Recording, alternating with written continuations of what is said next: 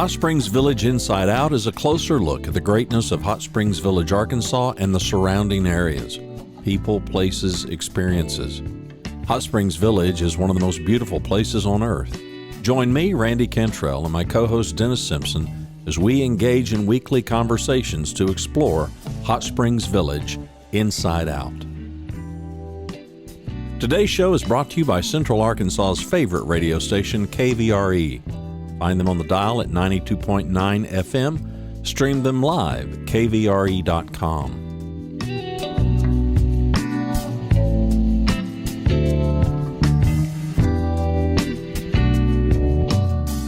RE/MAX of Hot Springs Village. The award-winning RE/MAX of Hot Springs Village is the largest real estate office inside the village with over 30 full-time agents and support staff. Visit them to learn more about this beautiful place to solve your real estate needs. Call them today at 1-800-364-9007. Find them online at explorehsv.com. They are RE/MAX of Hot Springs Village at 1-800-364-9007 or online at explorehsv.com. Ike Eisenhower State Farm. Ike and his award-winning team have been serving the insurance needs of folks all around Hot Springs Village since 1998. Ike has qualified for State Farm's President's Club, Chairman's Circle, and Hot Springs Village Insurance Agent of the Year. Call Ike Eisenhower State Farm today at 501-984-4100. That's 501-984-4100. Find them online at ikeeisenhower.net. Call them today for all your insurance needs because, like a good neighbor, Ike Eisenhower State Farm is there. Back with my good friend, Mr. Jerry Wilson. We're keeping him out of the pool hall today. Is that right? And in the bingo parlor?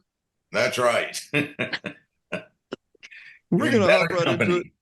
Yeah, in the company. We are going to hop right into it. Mr. Jerry just got back a few weeks ago from Tanzania. Is that correct? Yes, sir.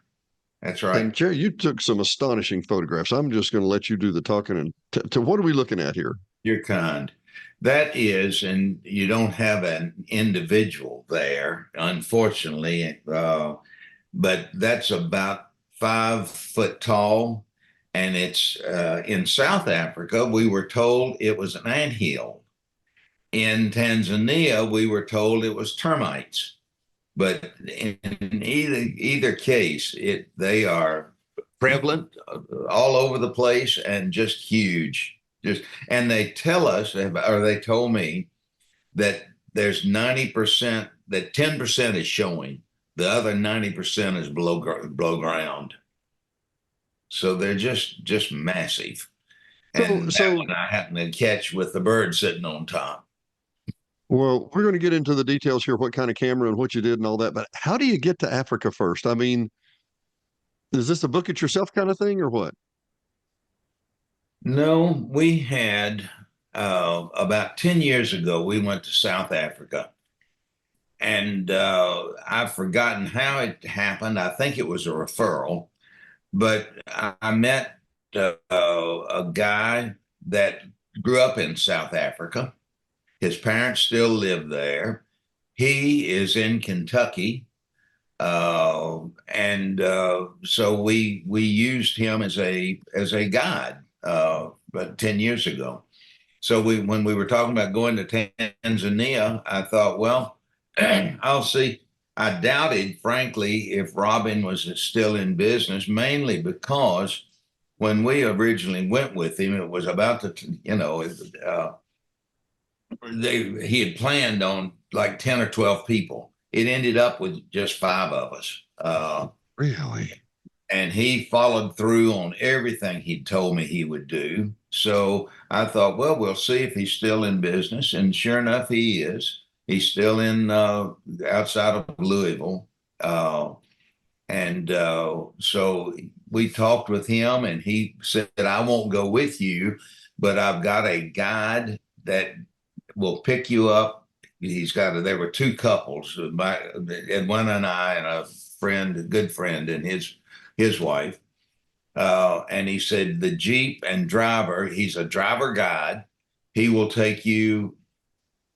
We planned out the trip he and his wife, so that we'd selected things that we knew we wanted to do.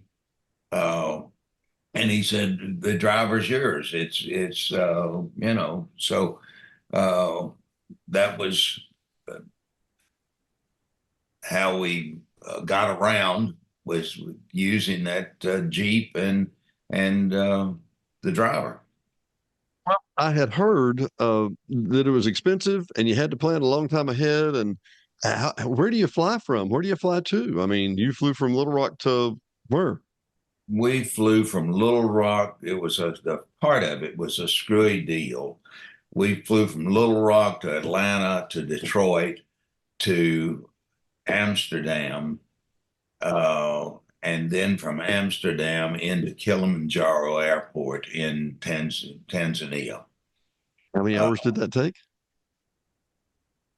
When we came back, I watched it from the time we had a driver pick us up to come home was 30 hours. 30 hours. Yeah, you get a little And you get a little tired of flying. you think it has a novelty at first, but then it passes, right? Yeah, right. Yeah. It So passes you flew directly into Kilimanjaro and Kilimanjaro picked up Airport. at Kilimanjaro Airport, and your driver picked you up there. I mean, so my equation is it first world? Is it second world? Is it second and a half world? What is it? It's a third world country. Tanzania, South Africa is a really beautiful place. Cape Town, some of the cities you go to, things you do. Um, Tanzania is more of it's poverty, a lot of poverty. People were wonderful, they were friendly, they were, and all that sort of thing, but it's not as, it's a more of a third world country. Well, I want to make note, Jerry, of the program that I learned with you, Mr. Dale Carnegie, in his book. He made note that he saw more smiles in the slums of Calcutta than he did on the streets of New York. Yeah. So it's not about what you have; it's about whether you choose to be happy about it. So from Kilimanjaro Airport to some of these photos we're looking at here, and you just sent me a smattering of them to talk about here. Is it a 5 hour drive? Is it an hour drive? What is it? Oh, gee, no. It's you fly into I can't think of the name of that city offhand. Uh, but everything from there is in the Jeep. So we would drive for 3 or 4 hours to get to our first camp. We went on a safari for photography and to see the country. Uh, but and we were going to stay in 5 different camps. They're called tents, but they're not a tent like you or I have ever seen prior to going. You'd have even in the worst places, you've got a tent with a bathroom in the tent, a shower in the tent.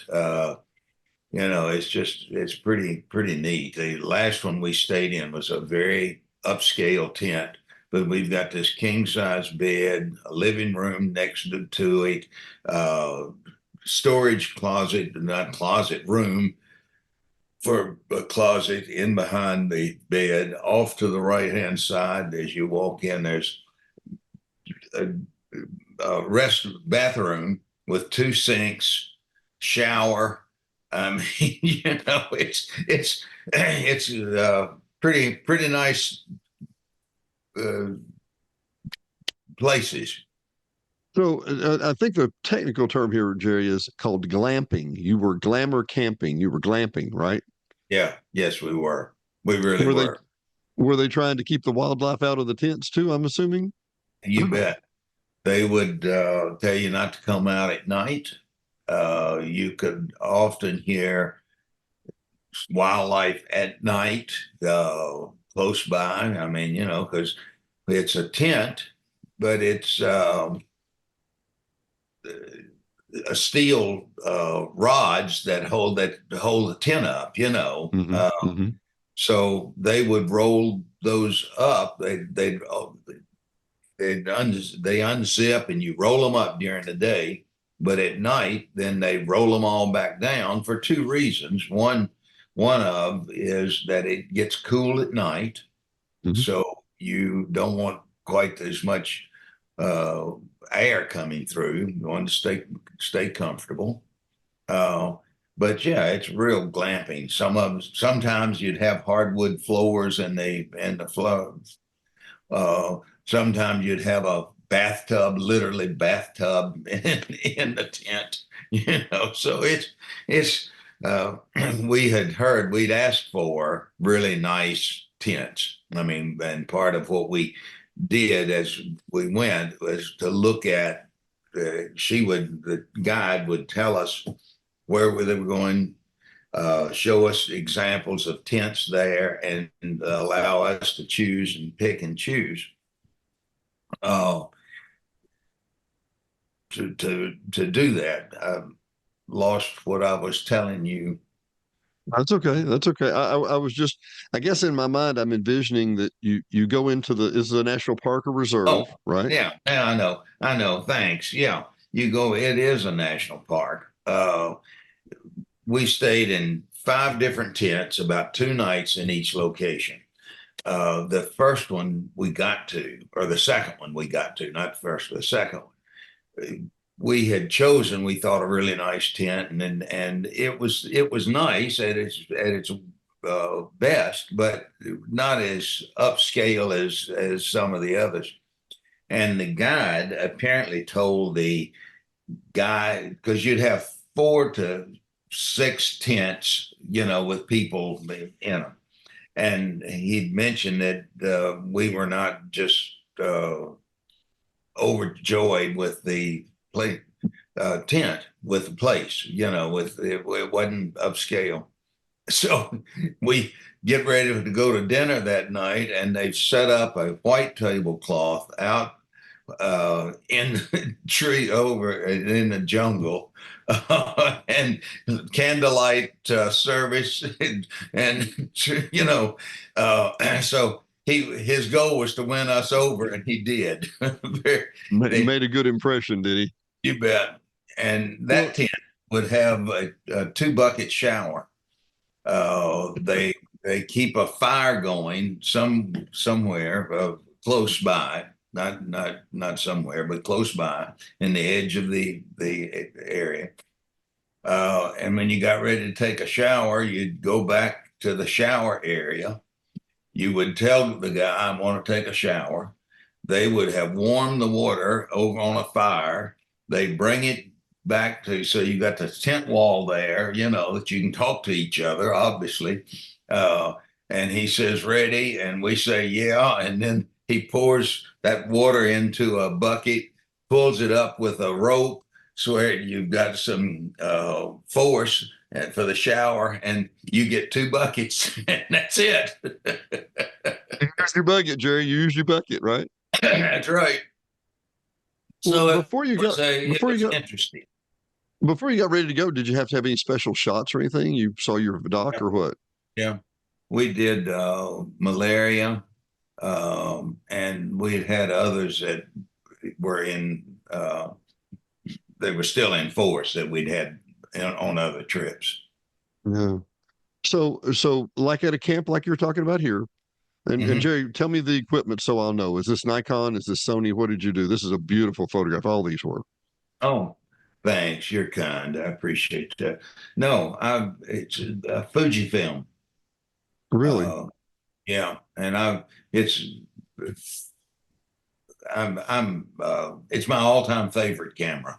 I guess. I guess. Had it about 3 years, and it's just been an all-time favorite. They've upgraded that particularly. It's a FT-2 Fujifilm, and they've Mm. come out with a 3 and a 4. But I still love the 2. I mean, it's just a great camera.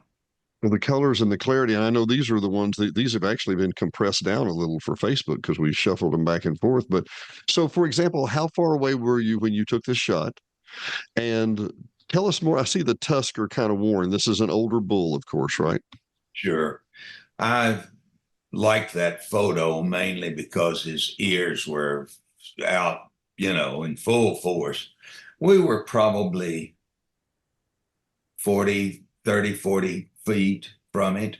Really? The Jeeps all have a top that will raise, and it will give you about a foot of uh, where the top's gone up, so Hmm. that you could stand up in the Jeep. You don't get out to take photographs like this. You can Yeah. stand up in the Jeep and take photographs.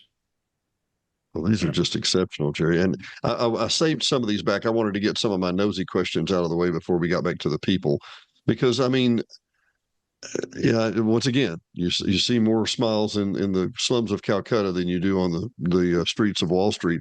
These people look to be exuberant. And what is it about the clothing? They just like bright colors, or is it, how does that? They love bright colors. There's a Maasai tribe. We were told there's about 150 different tribes Hmm. in uh, Tanzania, and virtually everybody knows what tribe they are a descendant from. These guys were where we were just coming in, and the jumping, they do that jump, and I couldn't figure it out at first, but it's a form of saying you're welcome here. We're glad to have you, and they jump up like that to do it. Uh, these, as a matter of fact, in their village, you could pay, I think it was $100 to come into their village. They'd show you. You could take as many pictures as you wanted, and see how they live, ask questions, etc. And there were like 40 people in this village. They've got mud huts. There's no running water. There's no, and they're part of the Maasai tribe, and the Maasai's feel that they are the best tribe. Probably several ones feel that way, but the Maasai's really do. Uh, so this was when we first met them. We then wanted to go into a second one, and the guide asked. There was another one that here we were. D Pfizer, my buddy, and Boy, D, I know D. Yeah, sure. yeah, you would. Yeah. So they were welcoming us, and we decided to get in the midst of it and play along with them. We jump, as So you well. but the jumping is a greeting that's saying we're happy you're here, like aloha or whatever, Yeah, right? yeah, that's right. Uh, so yeah, they are very happy. They live in back poverty. I mean, for all practical purposes. Interesting that what they've done is they've maintained their tradition as you see them dressed, but they have also been smart enough to charge people to come in to take photographs, to do things with their tradition. So I thought they were pretty smart to really uh, find a way to fit into today's world and not lose their culture. How absolutely fascinating, Jerry. Let me skip to the next one here. I just oh, I'm sorry. Hang on. I've got to scroll back down a little. So some of these shots, and little of these are out of order here, but this reminded me of something I wanted to ask you about. So I've been wanting to go to Alaska for a while, and the bottom reality of it is they got a lot of flies in Alaska. Do they have a lot of flies in Africa? Yeah, yeah. Well, but I didn't see an extraordinary amount. They've got flies, but Sure. it didn't make me say, "Wow, there's a lot of flies here." Hmm. you know, this was, you'll see another photograph that I left. There's two little cubs, Oh, like this one. The mom is licking, and she's walked right past us. We're about 15 foot away from her and the little cubs. Uh, and the cub just wanted attention like any baby, and hmm so that's hmm what she's doing. So I mean, I'm just curious because I'm assuming, but I mean, for all intents and purposes, it's a nature preserve and they let nature happen, right? So Oh there's yeah, an attrition rate with the cubs and with everybody, right? right. Absolutely, absolutely.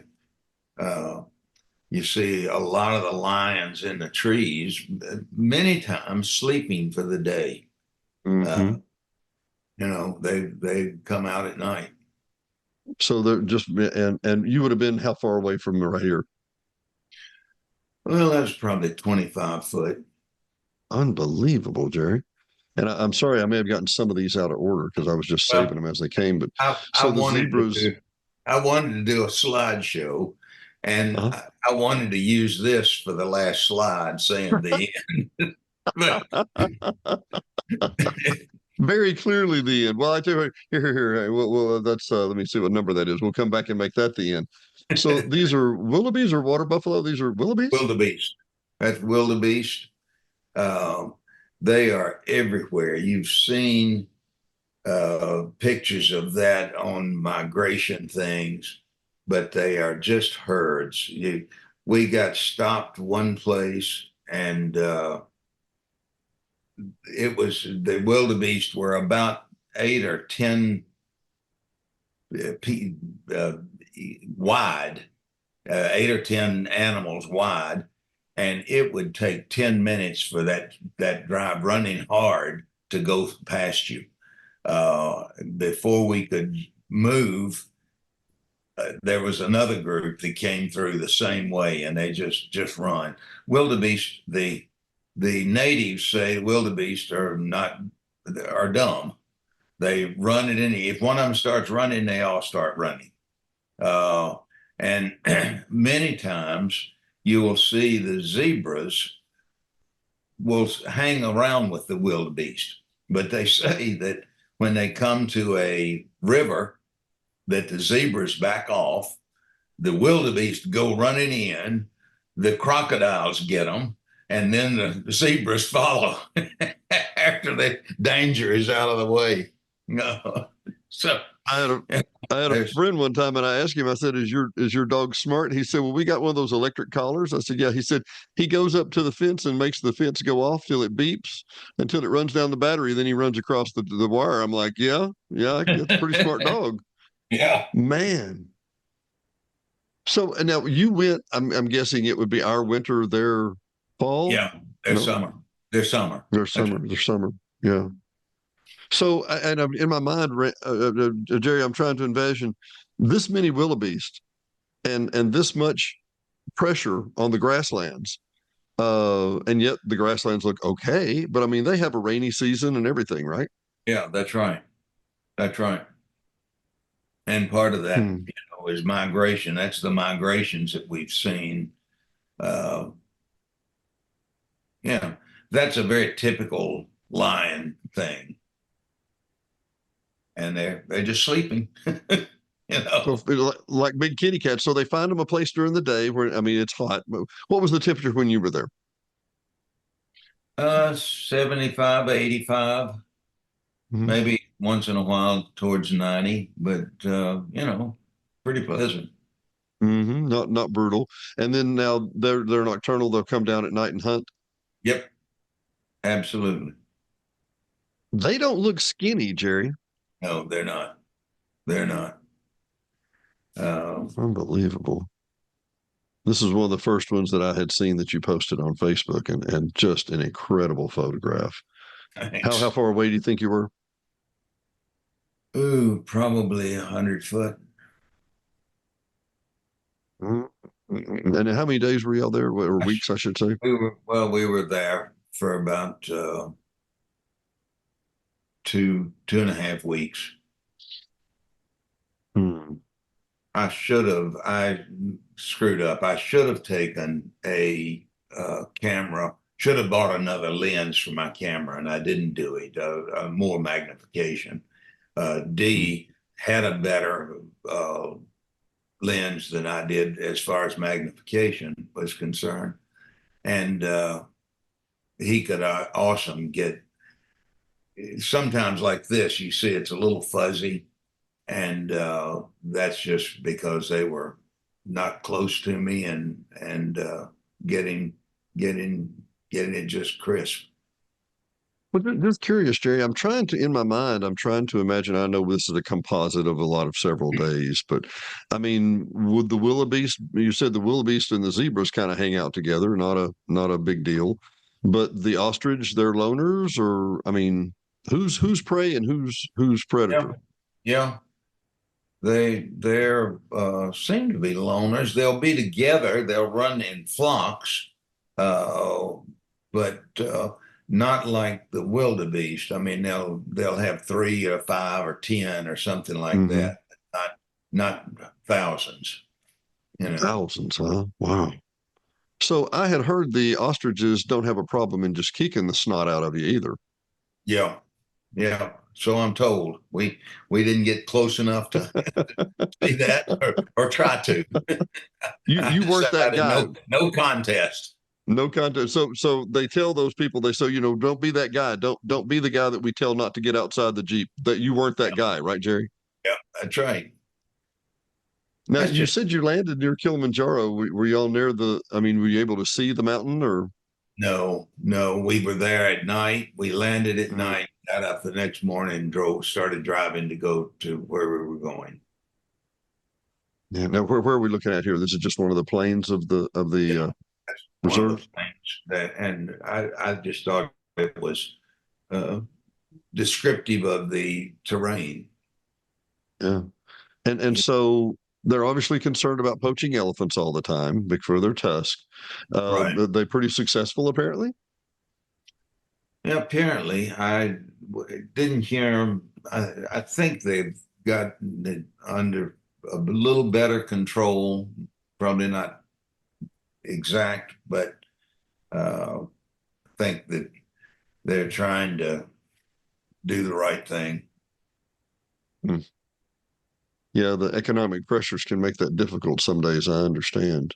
Yeah. Um, Yeah. and Jerry, when I was getting these ready earlier, I thought I have got to ask you about this. What is this, and where did you take it from? And man, tell me all the details.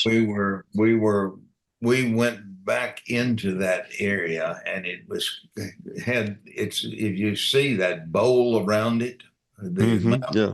goes all the way around it. Uh, and so we were just stopped as an overlook to just look at and see what a unique place it is because there's water there. A lot of the animals will go in there because it's protected to some degree and water and grain and etc. Just So to me, it looks kind of like Eden, like, doesn't it? yeah, yeah, amazing, isn't it? Or I thought it How was. many? Do you recall how many acres it was, Jerry? How big the park is? Oh, no, I don't. Many, many miles is the answer, right? You would be a lot better at doing that kind of stuff than I would, Dennis. That's fine. That is just a remarkable shot, and I don't want to give it away, but there's even a better one coming up here in a minute. So this is what, a little gazelle, Yep. Impala.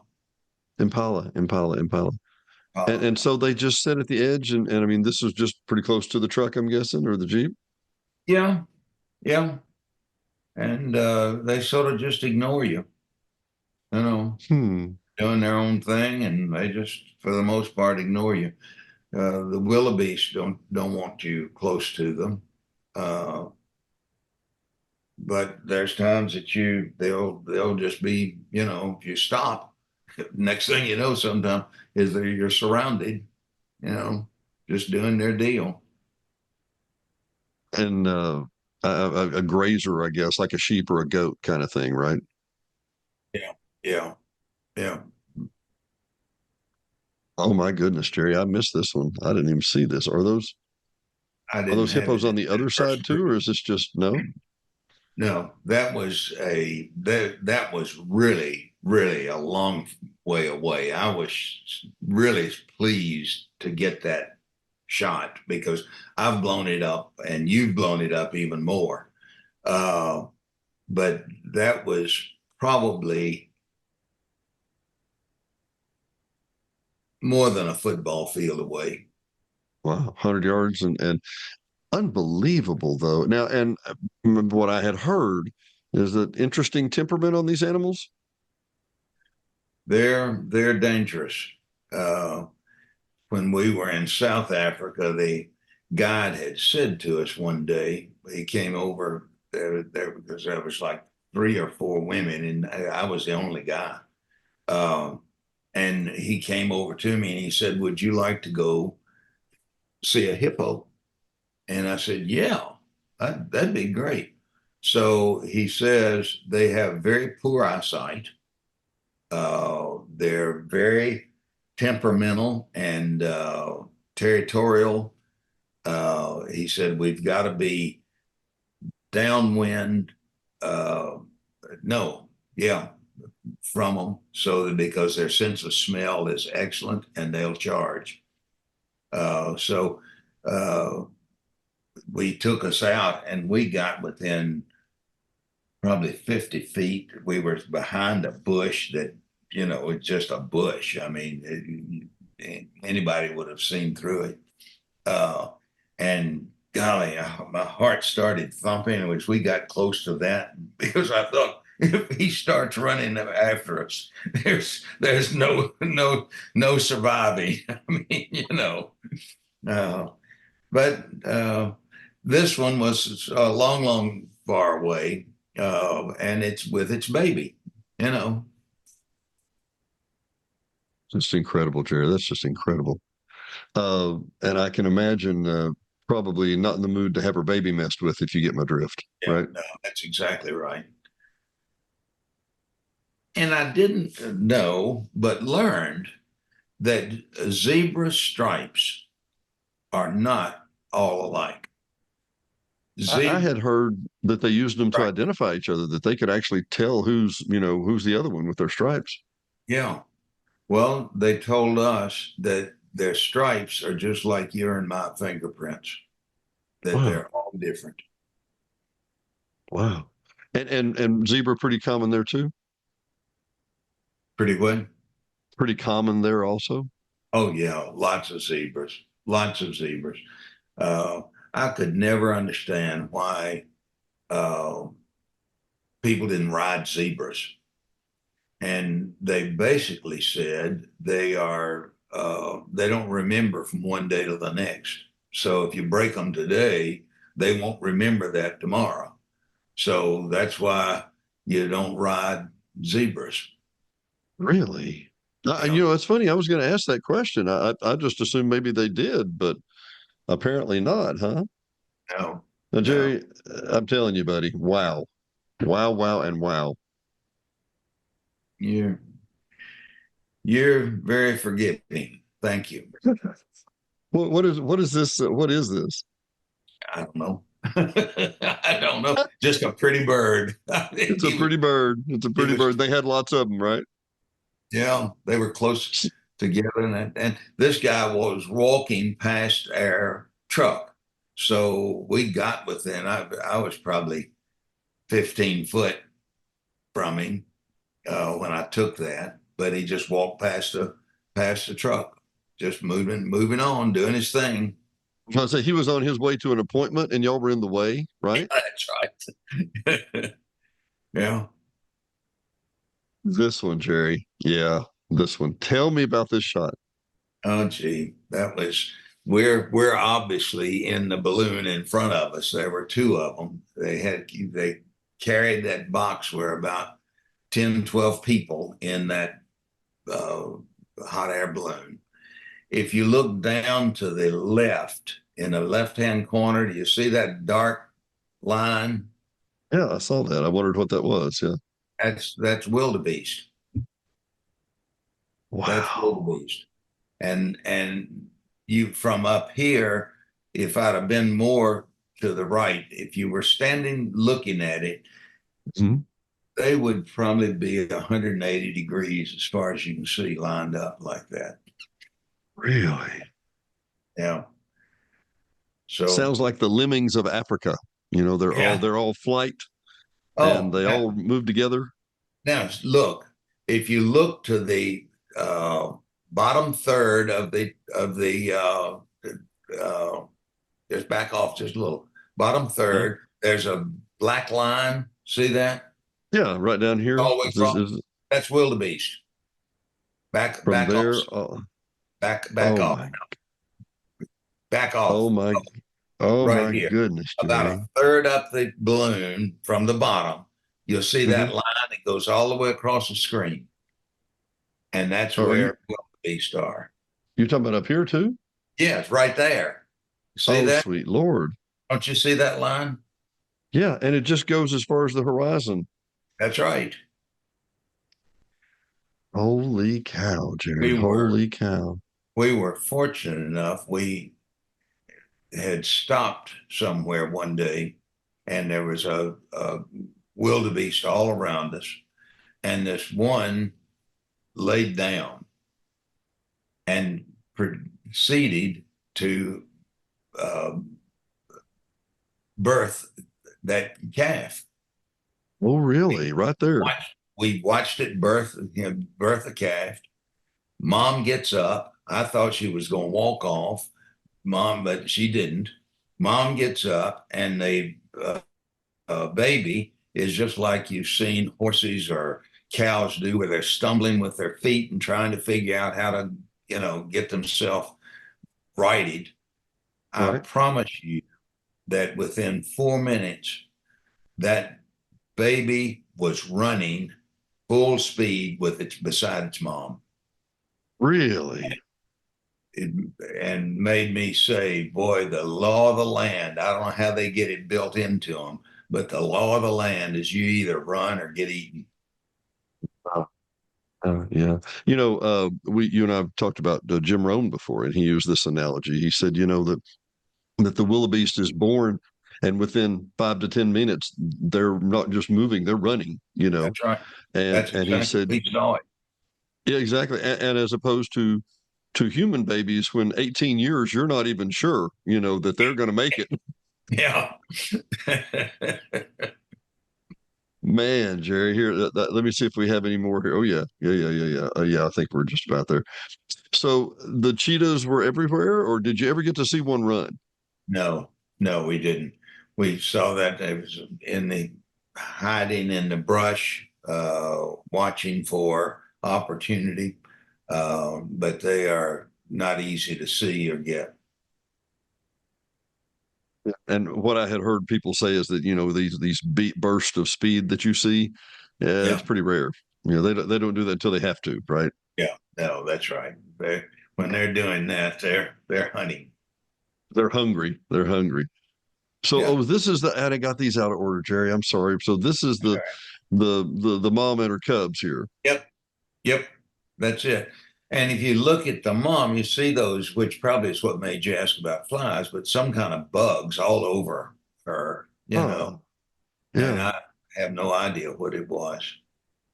I got news for you. Everything strives, right? Even the wildebeest and the whole crowd. Yeah. So now these are different now, because these have different color. This is a different group, or Yep. what? Different group, different. They're still part of the Maasai tribe, but they were a different group. Uh, they came and put on a show. We were in a camp here, and the guy that owned the camp had commissioned them to come and put on a show that, that probably lasted for 20 minutes, 30 minutes, something like that. Interesting. Uh, When you say Maasai, I always think of the Maasai warriors. They're a very, very proud warrior people. yeah, yeah, yeah, absolutely. And I've been wanting to ask you: how is this made? What does he have on his head? I have no idea. but I thought it was unique. Isn't that interesting? Yeah, sorry, my guess is that he didn't go to Party Hats or Us or the mall No, to get that. He made that, right? made that. Absolutely. Absolutely. I'm just letting it sink in, Jerry. When you did it take some time to decompress when you came back? Did you to kind of really realize where you'd been? No, I think we uh, very much enjoyed the trip and recognized that it's a real honor to be able to go there and see a different culture and get to participate a little bit in a different culture.